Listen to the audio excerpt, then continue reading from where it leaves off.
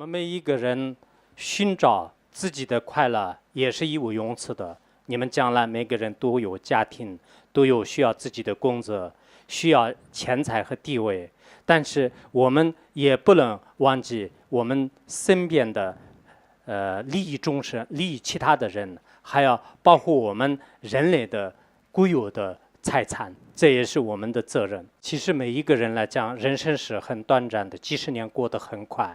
我非常希望每一个人在自己的一生当中，应该是做有意义的事，因为我们来到这个世界，不会饿死的，不会像非洲啊，就是像有些难民一样的，我们不会饿死。在座的人，尤其是你们水平这么高，不会饿死的。但是我们很有可能精神的粮食被饿死的。我看到我的很多朋友，他的钱越来越多了，但是呢，内心的这种精神越来越贫寒，所以有时候我们需要平衡。其实人生活应该，如果他的要求标准不高的话呢，都可以。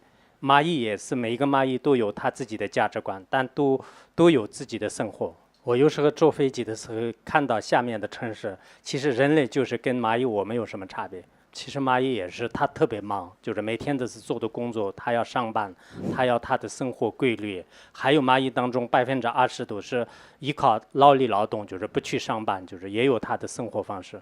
我们每一个人如果除了自己的生活的一种自私自利的心以外，没有帮助别人的心，那这种心是很狭隘的。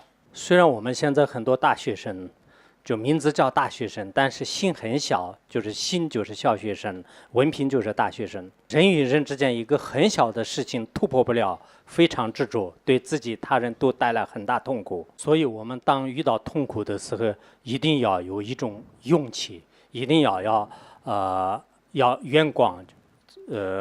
在其他有些学校里面，不管是在感情上、生活上遇到一点痛苦，有些人选择自杀，千万不能选择。我相信这里不会有的。在他国的大学当中，有没有就是大学生自杀的现象啊？在其他国家就有比较多。希望等一会儿给我回答，这是我的问题。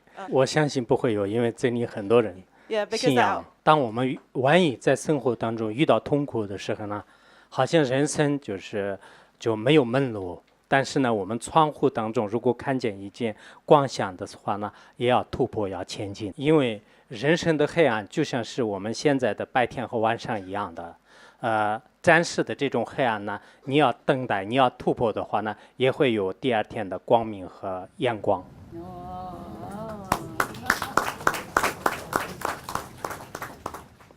我们在人生当中很多失败的人，往往都是来不及等天亮。就是黑暗当中迷失方向。我们人生需要等待，需要勇气，而且我们的微笑呢，希望长存。谢谢大家的微笑。